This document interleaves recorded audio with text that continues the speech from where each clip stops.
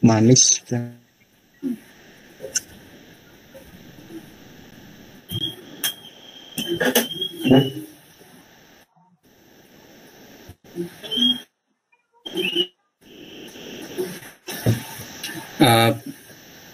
Assalamualaikum warahmatullahi wabarakatuh. Bapak Ulil Absor selaku fasilitator yang kami hormati, rekan-rekan CGP hebat luar biasa yang saya banggakan, perkenankanlah kami dari kelompok 2 untuk memaparkan sharing diskusi kami mengenai budaya positif ya, analisis studi kasus berdasarkan konsep-konsep inti dalam modul 1.4. Iya Bapak, bagaimana? Mohon maaf, boleh di slide show supaya tampilannya lebih besar. Ini tidak terlihat Pak? Iya terlihat, namun jika di slide show nanti, iya. Kecil ya? Ya, jadi slide show Pak, slide show. Ini sudah Pak? Belum ya? Mohon maaf, di slide show. Ya. Gambar kayak corong dulu Pak Topik. Bawah kanan. Sebelah presentasi Pak. Volume min sebelahnya itu Pak. Bawah kanan. Sor sepatu. Sebentar ya.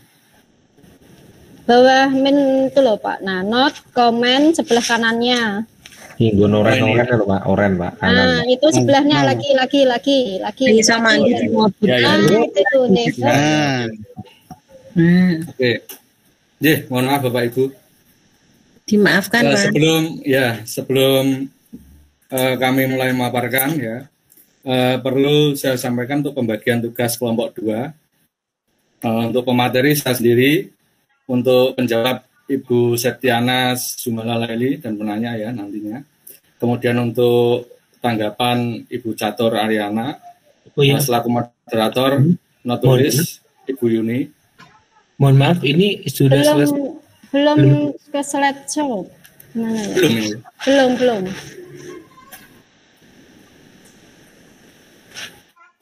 Masih belum Pak? Masih belum. Coba di slide show. Belum Pak. Masya Allah. Ini ya. Nah. Sudah? Belum. Ini sudah itu di laptop saya Pak? Dengan belum ya? Bergerak enggak? Oh iya. Kalau from beginning gini? Share screen-nya dikeluarkan dulu nanti masuk lagi. Oh gitu. Iya. Ulangi ya.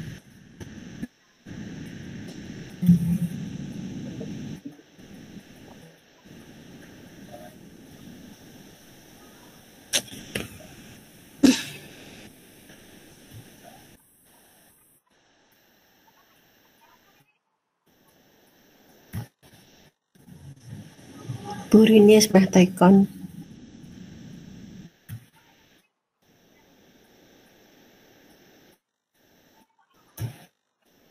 Sudah Bapak Ibu? Sudah terlihat belum ya? Proses Pak. Sama Pak. Sama saja. Mengolah Pak. Iya. Lanjutkan saja Pak. Pak. Mohon maaf ya, seperti ini Ibu. Bapak Ibu ya. Lanjutkan saja Pak Taufik. Untuk sharing diskusi analisis studi kasus berdasarkan konsep inti dalam modul 1.4 budaya positif dari kami kelompok 2. Adapun kasus 1 narasinya seperti ini Bapak Ibu. Guru matematika dan wali kelas 8 Ibu Santi sakit sehingga tidak masuk dan mengajar, akhirnya dicarikan guru pengganti, dan seterusnya seperti yang telah kita ketahui dan pahami bersama. Adapun untuk rubrik pertanyaannya pada kasus 1, pertanyaan nomor 1, dalam kasus di atas langkah-langkah restitusi apa saja yang sudah dijalankan oleh Ibu Santi. Nah, langkah yang sudah dijalankan oleh Ibu Santi Bapak Ibu yaitu memposisikan dirinya sebagai posisi control manager. Adapun langkah-langkah restitusi yang telah dilakukan sebagai berikut: menstabilkan identitas. Indikator yang mendukung dari langkah ini adalah Ibu Santi menanyakan apakah mereka bersedia melakukan memperbaiki permasalahan yang ada. Kemudian validasi tindakan. Indikator pendukungnya terlihat Ibu Santi menanggapi bahwa tindakan itu boleh saja dilakukan bila mereka sungguh-sungguh ingin meminta maaf. Kemudian yang ketiga, menanyakan keyakinan. Indikator pendukungnya adalah Ibu Santi melanjutkan kembali apa yang akan mereka lakukan untuk memperbaiki masalah, apakah ada gagasan.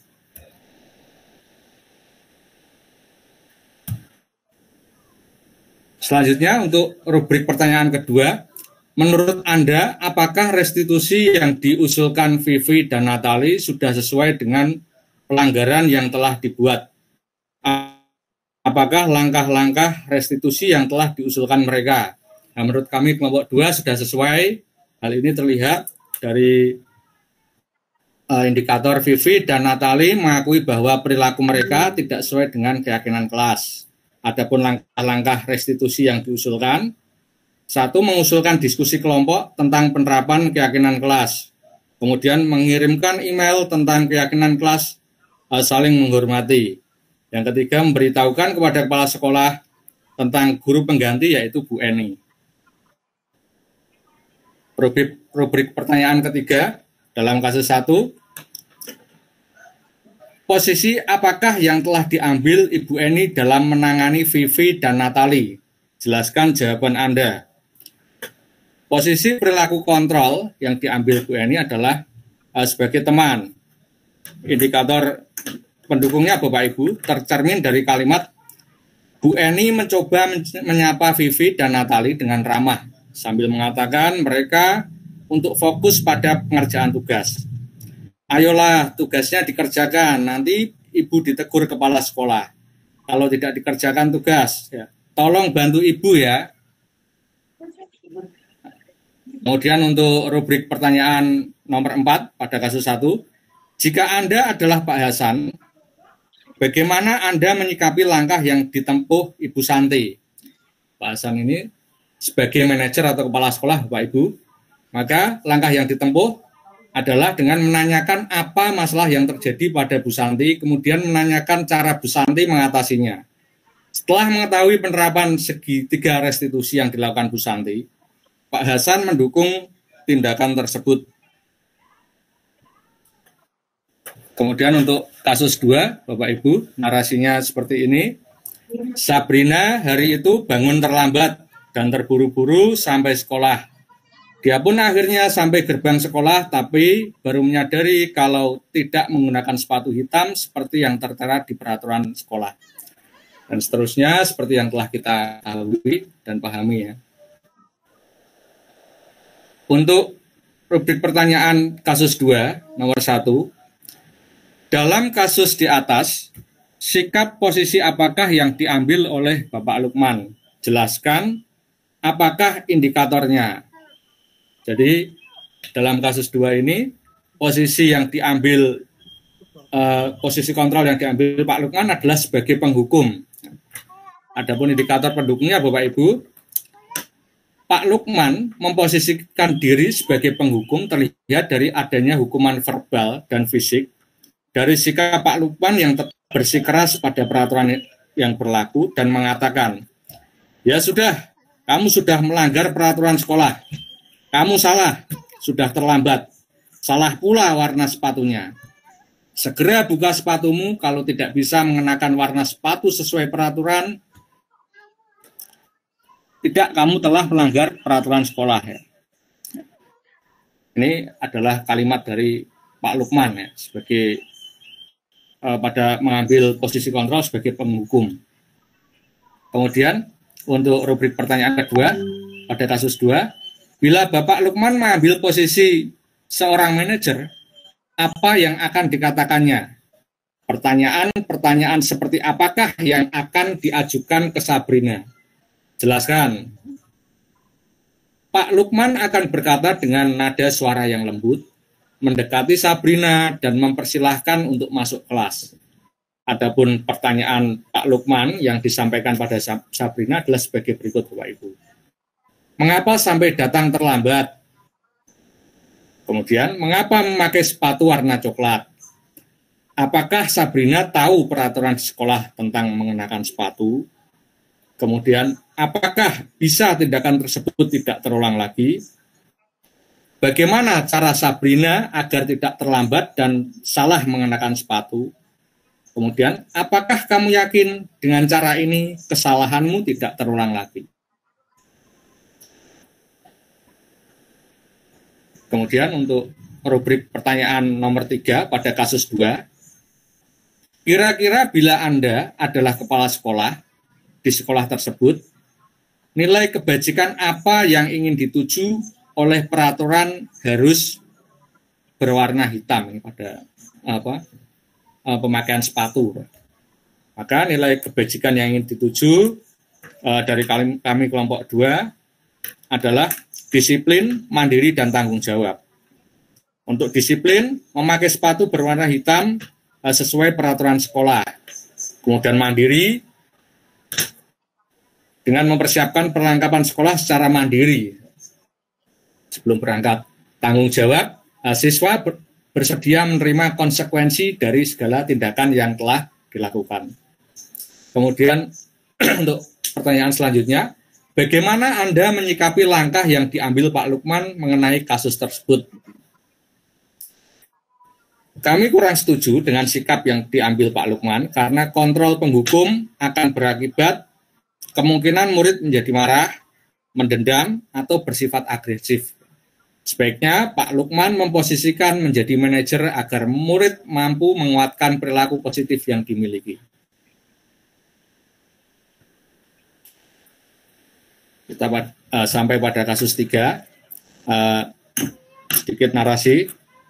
Ibu Dani sedang menjelaskan pelajaran bahasa Inggris di papan tulis, namun beliau memperhatikan bahwa Fajar malah tidur-tiduran dan tampak acuh tak acuh pada pelajarannya. Dan seterusnya, seperti yang telah kita pahami dan ketahui bersama. Kemudian untuk rubrik pertanyaan kasus 3, nomor 1, posisi kontrol apa yang diambil oleh Ibu Dani dalam pendekatannya kepada Fajar? Jadi, posisi kontrol yang diambil oleh Ibu Dani adalah posisi sebagai pembuat rasa bersalah atau playing victim ya. Yaitu dengan pertanyaan, gimana kamu Fajar? Kamu tidak kasihan sama ibu ya? Ibu sudah capek-capek mengajarkan kamu. Tidak kasihan sama ibu. Nah, dari keluhan ibu guru ini menjadi indikator pendukung. Kami memposisikan Bu Dani sebagai pembuat rasa bersalah, Bapak Ibu. Kemudian untuk rubrik pertanyaan nomor 2 pada kasus 3, membaca sikap Fajar, kira-kira kebutuhan apa yang diperlukan oleh Fajar? Kebutuhan yang diperlukan oleh Fajar adalah cinta dan kasih sayang, kebebasan dan kesenangan. Adapun indikator pendukungnya adalah sikap Fajar ini tidak memperhatikan, acuh tak acuh, sering tidur-tiduran dalam kelas, bahkan nilai bahasa Inggrisnya kurang bagus.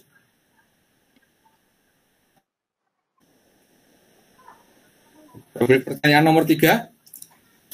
Bila mana Ibu Dani mengambil posisi pemantau, apa yang akan dilakukan atau dikatakan olehnya? Pertanyaan-pertanyaan seperti apa yang akan diajukan?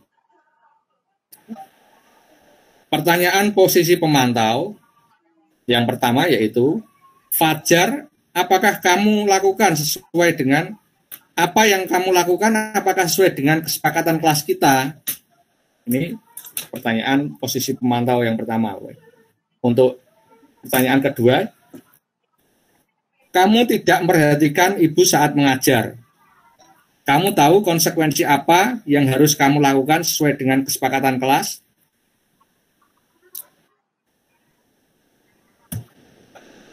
Kemudian untuk rubrik pertanyaan keempat pada kasus 3, apabila Anda adalah kepala sekolah di sekolah Fajar dan mengetahui hal ini, bagaimana tindak lanjut Anda?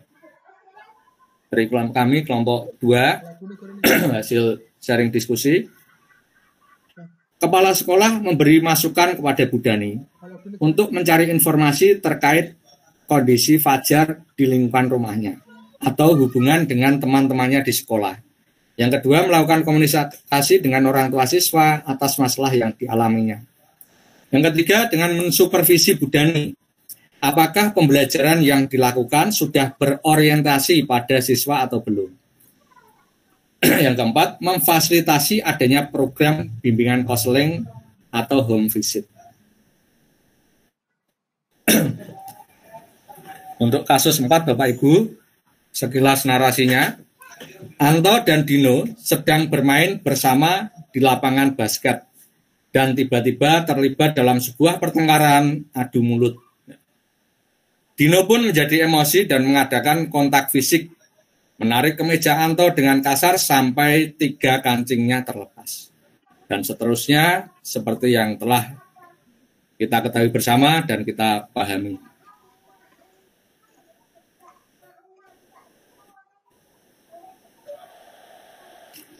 Adapun rubrik pertanyaan dari kasus 4, yang pertama yaitu posisi kontrol apa yang telah dipraktekkan oleh Kepala Sekolah Ibu Suti?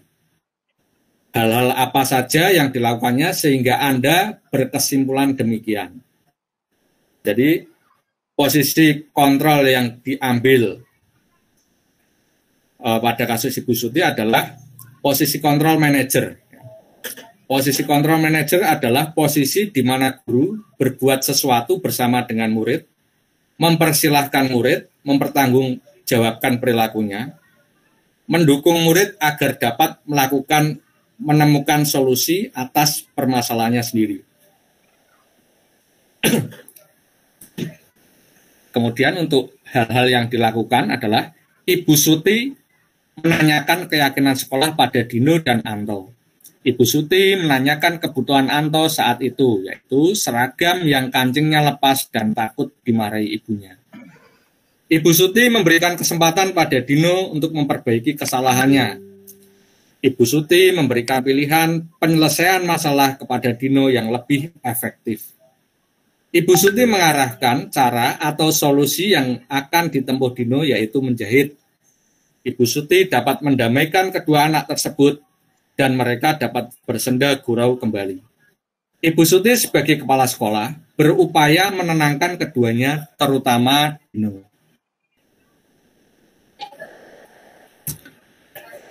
Untuk pertanyaan selanjutnya pada kasus 4. Dalam kasus tersebut, bagaimana Dino dikuatkan, bagaimana Anto dikuatkan oleh Ibu Suti. Jadi, yang pertama, Ibu Suti menguatkan Dino dengan kalimat, Dino, sepertinya kamu saat ini sedang marah sekali. Mendengar itu, Dino pun mengalir bercerita. Ibu Suti menerangkan bahwa membuat kesalahan adalah hal manusiawi dan mempertahankan diri adalah hal yang penting. Namun tetap meminta Dino memikirkan cara lain yang lebih efektif. Adapun untuk menguatkan Anto, Ibu Suti mengarahkan apa yang dapat dilakukan untuk memperbaiki kancing Anto yang terlepas.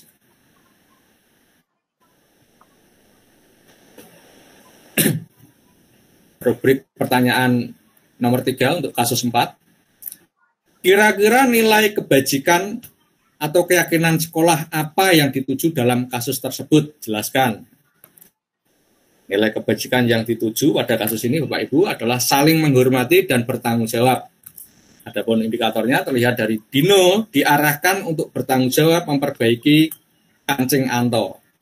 Kemudian Ibu Suti mengajarkan bersikap positif, selalu menjaga ucapan, perilaku, serta membimbing murid agar dapat menemukan solusi atas permasalahannya secara mandiri.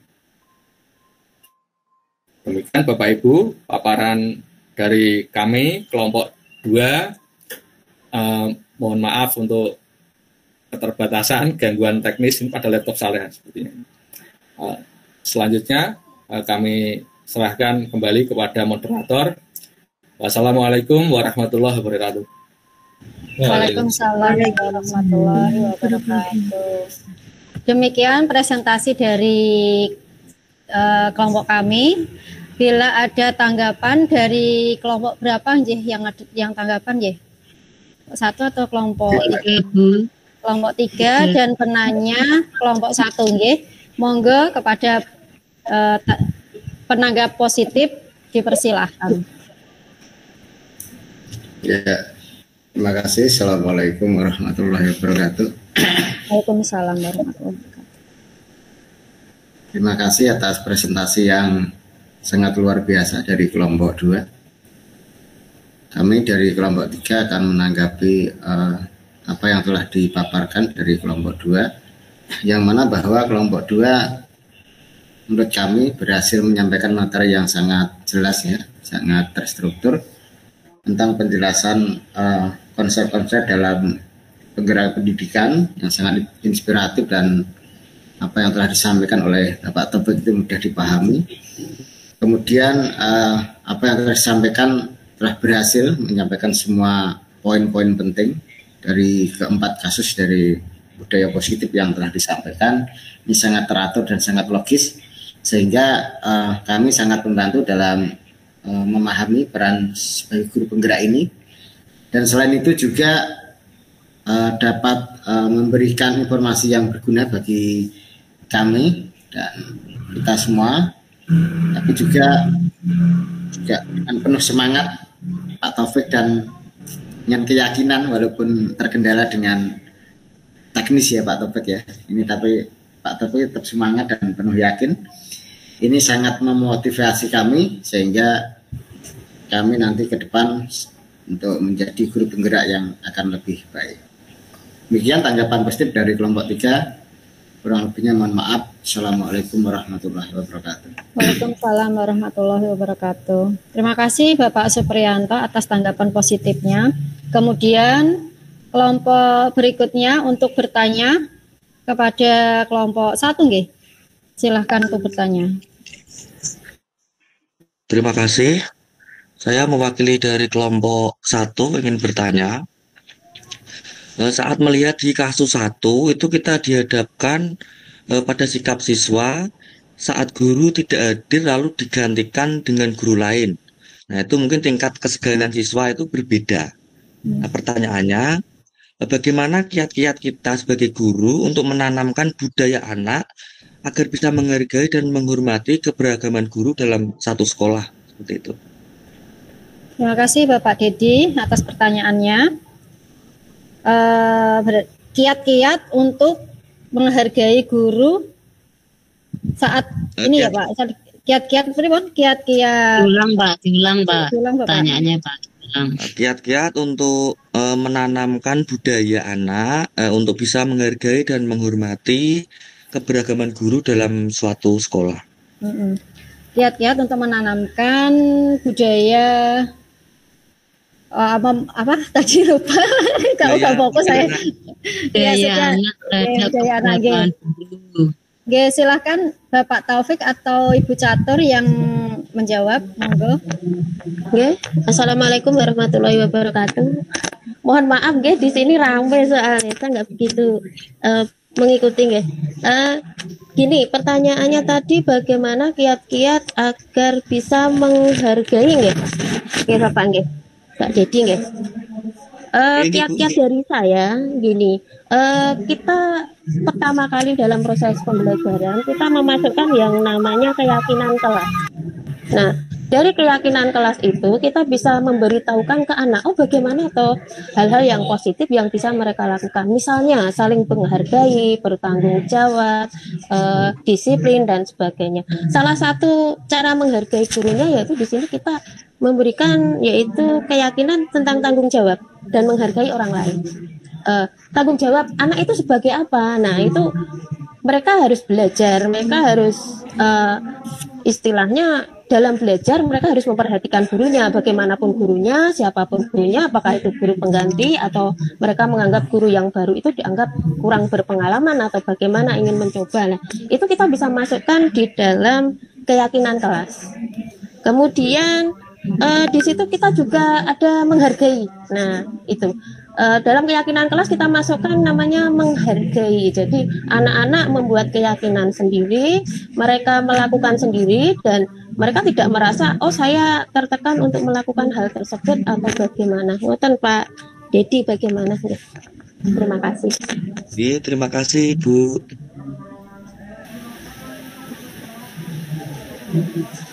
Sampun nggih, Bapak Dedi atau Bapak Taufik mau menambahkan?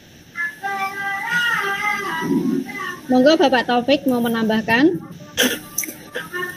Baik, sedikit menambahkan saja dari apa yang sudah diuraikan oleh Ibu Catur tadi. Untuk penerapan disiplin positif tadi ya, kaitannya dengan tingkat keseganan siswa ya Pak Didi, untuk keragaman guru atau keaktifan siswa di sekolah. Menurut saya guru ini memiliki peran sentral ya, peran utama dalam penerapan budaya positif ya. Selain sebagai penggerak utama ya dalam kelas, guru juga merupakan penggerak utama di komunitas sekolah ya. Maka dari itu perlu kita untuk memaknai peran guru penggerak ini dengan keteladanan Bapak Ibu. Jadi dengan keteladanan yang kita tunjukkan pada siswa, siswa dapat melihat secara langsung bagaimana kita menerapkan budaya dari positif di kelas atau di sekolah kita. Kemudian yang kedua ya melakukan bimbingan dan pengarahan tentunya. Ya. Tadi dalam pembentukan keyakinan kelas atau kesepakatan kelas ya, seperti itu. Kalau kuncinya kalau menurut saya ya kata kuncinya ya keteladanan dari guru tadi untuk mewujudkan budaya positif di sekolah atau di kelas dalam meningkatkan keseganan siswa tadi. Gitu ya Pak Didi. Iya Pak.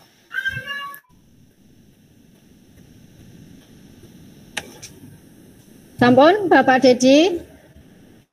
Sampun Bu.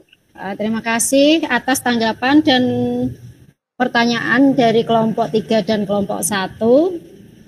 Demikian presentasi dari kelompok 2. Sebelum saya tutup, saya punya pantun lagi. Pak Slamet harus menanggapi nggih pantunnya nggih. Bu Prai Bu. Oh, Prai. Pantunnya siang-siang pergi ke kota. Jangan lupa beli alpukat. Sekian presentasi kelompok kita. Semoga dapat bermanfaat. Amin. Amin. Lagi. Otot kawat tulang besi, dikira cupu ternyata suhu. Cukup sekian presentasi dari kami. Kami ucapkan matur thank you. Assalamualaikum warahmatullahi wabarakatuh. Waalaikumsalam warahmatullahi wabarakatuh. Waalaikumsalam. Ya, oke. Terima kasih Bapak Ibu semuanya, luar biasa ya. Dari kelompok 1, 2, dan 3 sudah menyampaikan untuk presentasi tentang studi ya. Ya Bapak Ibu, mungkin contoh sederhana ya. Halo Bapak Ibu, bisa dengar suara saya? Bisa Ya, Pak. Pak. Mungkin untuk contoh sederhananya adalah misalkan nih di sekolah Bapak Ibu, di sebuah sekolah itu ada anak yang sedang mengerjakan tugas, guru memberikan sebuah ulangan misalkan, dan anak-anak mengerjakan tugas, kemudian ada anak yang sedang khusyuk, sedang khusyuk mengerjakan tugas, terus ada temannya yang sebelahnya itu nyontoh, nah gitu kan, nyontoh ya, langsung secara karena kesel ya, seringkali dia teman sebelahnya itu nyontoh, akhirnya dia langsung mukul temannya, wak, ya. Terus dari segitiga, bagaimana penanganan dari segitiga restitusi itu ya? Kalau mungkin kalau kita tidak menerapkan segitiga restitusi, mungkin kita langsung marah ya, langsung marah kepada anak tersebut. Tapi Bapak Ibu, ketika kita menerapkan segitiga restitusi di sini, yaitu mulai dari menstabilkan identitas, kemudian validasi tindakan yang salah, dan menanyakan keyakinan. Nah, pada menstabilkan identitas, bisa jadi contohnya adalah saya juga ketika pada kondisi itu juga saya marah, ya saya juga akan marah ya gitu ya, akan marah dan memberontak itu ya, ibaratnya seperti itu. Terus kemudian untuk validasi tindakan yang salah, pada validasi tindakan yang salah adalah pada bagian untung kamu tidak memberikan refleks atau tindakan yang lain, gitu ya. Tindakan yang lain mungkin memukul dengan pakai balau atau pakai apa yang membuat lebih bahaya Bapak Ibu ya. Nah, kemudian di akhir dengan keyakinan kelas tadi, apakah hal tersebut atau menyatakan keyakinan itu, apakah hal tersebut itu sesuai dengan keyakinan kelas? Kalau kita langsung menjudge anak, jadi anak itu nanti akan muncul rasa takut Bapak Ibu ya. Jadi rasa takut, mereka mau mengutarakan apa alasannya juga enggan, terus sudah di awal sudah rasa takut, iso-iso ke poin-poin Bapak Ibu ya. Apalagi ada kasus yang mungkin sering Bapak Ibu ya, kalau ada temannya yang mengambil barangnya atau uang temannya, kadang-kadang kalau langkah-langkah yang dipakai adalah itu kayak menggunakan, ayo anak-anak, siapa yang mencuri ini? Tidak pada jujur ya, langsung dikasih air putih semuanya, ayo diminum semuanya, buat memberikan shock terapi itu ya. Nah, itu akan membuat ketakutan anak Bapak Ibu ya kan. Ini minuman ini sudah didoakan oleh kiai, nanti kalau yang minum ini yang bersalah perutnya akan melembung itu ya. Nah, sebenarnya pernah mendengar langkah-langkah semacam itu Bapak Ibu? Itu zaman dulu Pak Ulil. Nah Pak, zaman dulu emang gitu Pak. Tapi sekarang pun masih ada yang menerapkan seperti itu Bapak Ibu. Tapi hal semacam itu kalau diterapkan zaman sekarang sudah tidak relevan ya. Kan itu ya. Kenapa itu dulu Pak? Ya, tapi sekarang enggak relevan ya. Malah mereka itu ada kayak gitu. Jadi sekarang tuh pendekatannya kita harus berbeda Bapak Ibu ya, dengan segitiga restitusi yang nanti Bapak Ibu terapkan di kelas. Insya Allah nanti anak itu akan lebih welcome, akan lebih menyampaikan mengapa berbuat semacam itu Bapak Ibu ya. Jadi mungkin bisa Bapak Ibu kalau di kelas punya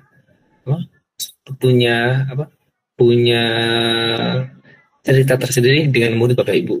Siapa nih yang dulu pernah punya cerita sendiri dengan bersama murid sebelum mengenal segitiga restitusi di sini? Ada yang mungkin ketika salah langsung dihukum semacam itu, atau bagaimana dihukum misalkan tidak memakai ikat pinggang, langsung ditaleni ikat pinggangnya langsung dikasih ditebok misalkan itu, atau bagaimana, atau sampai membuat anak itu malu bagaimana. Apa pernah Bapak Ibu mengalami masa-masa seperti itu, atau pernah punya cerita? Kalau tidak, jadi boleh cerita dari rekan-rekan sekolahnya. Saya dulu Pak waktu SD nggak bisa mengerjakan matematika, ditutup sama gerisan. Ditutup sampai saya ingat sampai sekarang Pak itu. Ada yang benjol nggak Bu? Dalam? Ada yang benjol tidak Bu? Enggak Enggak ada, ditutup sama garis sampai kemarin pas Bapak Guru itu kan jadi Korwilcam di sini, Pak. Ya saya ituin. Pak, saya dulu di ini Pak garis sama Bapak lo gitu. Gitu kan. Iya, mungkin kalau hal semacam ini dilakukan Bu ya, nanti kita bisa dilaporkan ya. Kalau sekarang kan apa-apa, wah langsung wali murid itu melaporkan. Mungkin Tapi dulu itu tidak ada murid yang apa ya Pak berani sama guru gitu. Benar-benar itu takutnya nggak tahu karena takut dihukum atau apa, tapi menyegani tenanan gitu loh. Tapi kalau sekarang itu anak-anak kadang itu membantah gitu, kadang kalau diperingatkan seperti itu Pak. Ya, karena mungkin terlalu halus atau apa, itu malah anak-anak itu membantah gitu loh Pak. Ya. Tapi kalau kita terapkan dari pada zaman jadi kan kalau ada bisa matematika ditutup, kan nanti sekarang jadi masalah nanti ya kan, apalagi tempat ujian itu dekat dengan poltek juga kan. Wah. Makanya sekarang itu serba salah aja Pak. Iya. Sebagai buah si malakama, dididikan salah gitu kan salah. Akhirnya bagaimana Bu? Akhirnya kan ya udah, akhirnya kan dibiarkan aja Bu ya daripada resiko. Ya, tapi Bapak Ibu dengan hal ini kita bisa menggunakan prinsip dari segitiga restitusi. Kalau Pak Slamet punya cerita apa nih Pak? Nggak ada cerita ya Pak. Nggak ada cerita, wah sedih. Biasanya ya kalau anak salah ya kita marahi dulu kalau dulu Pak. Kalau sekarang ya lebih ke pendekatan dulu. Kalau yang Pak Slamet lakukan di sekolah bagaimana Pak sebelum mengenal segitiga restitusi? Atau malah sebenarnya ini sebenarnya ini dulu kalau ada anak melakukan salah ya langsung kita tegaskan dulu. Kalau dulu ketegasan gitu menurut saya dulu mungkin ini solusi, tapi setelah mengenal ini ya memang harus butuh pendekatan dulu, mencari permasalahannya dulu dan mencari solusinya. Ya. Kalau Pak Slamet sudah menjadi guru berapa tahun Pak Slamet? Saya sudah 13 tahun. Udah 13 tahun, ya 13 tahun. Sebelum mengenal segitiga restitusi, mungkin yang pernah Bapak lakukan yang masih teringat apa Pak terhadap murid Bapak? Kalau bagi yang melanggar ketertiban gitu biasanya saya suruh membersihkan sampah yang ada di depan kelas gitu, langsung suruh buang ke belakang gitu. Tapi nggak sampai memukul gitu, enggak. Ada Pak ya, lebih ke hukuman yang untuk hukuman iya. Ya, yang lebih baik Pak ya. Namun ketika mendapatkan ada segitiga restitusi bagaimana Pak nanti ketika nanti anak itu membuat sebuah kesalahan atau gimana? Setelah ini yaitu Pak kita melakukan anak melakukan kesalahan tidak langsung dimarahi, kita cari tahu, kemudian kita arahkan, kita beri arahan yang positif bagaimana begitu Pak. Ya oke Bapak Ibu, terima kasih untuk hadirnya pada saudaranya ya. Ibu jangan lupa nanti untuk persiapan melakukan diseminasi bagaimana Bapak Ibu? Sudah ada bayangan? Sudah ada ya? Bu Tina Wirowijowati bagaimana? Kata Pak siapa tadi yang menyampaikan tadi? Suko. Pak Suko ya, Pak Suko tadi yang bilang Worowidiowati. Jangan-jangan itu Pak Suko itu subscribernya menjadi itu pengikutnya Mbak Woro itu. Betul sekali Pak Ulin. Sama kalau gitu Pak. Masih berpikir Pak, masih cari referensi yang terbaik. Oh yang terbaik ya. Nanti jangan lupa Bapak Ibu ya direkam ya. Nanti pada saat rekaman jangan sampai terlewatkan. Sudah berjalan kok rekaman tidak bisa itu ya. Nanti mau pakai apa saja boleh ya. Yang penting nanti bisa terupload di YouTube nanti ya. Nanti diupload di YouTube ya. Itu Pak Ibu. Ya, izin bertanya boleh Pak Ulil? Silakan Pak Suku.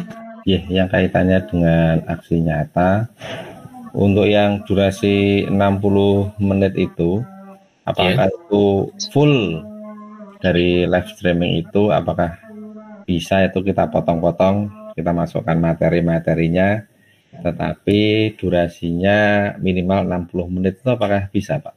Atau kok full langsung live streaming itu? Boleh Pak. Terserah, yang penting itu 60 menit lebih gitu ya, jangan 60, jangan di bawah 60 ya. Nanti kalau di bawah 60 nanti poinnya berkurang 1 Pak.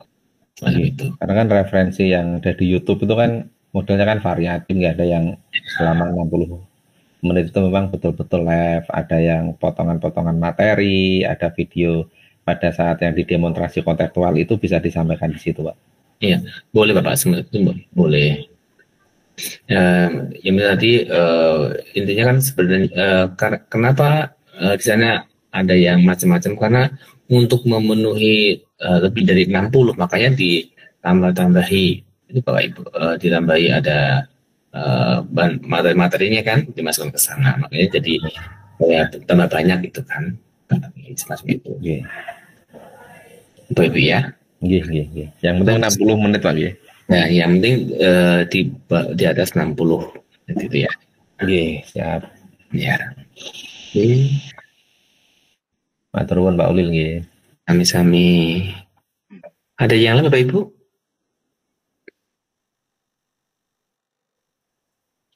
Ada ya. Oke. Kalau tidak ada Bapak Ibu, jangan lupa Bapak Ibu untuk alur merdekanya jangan sampai terlewati ya.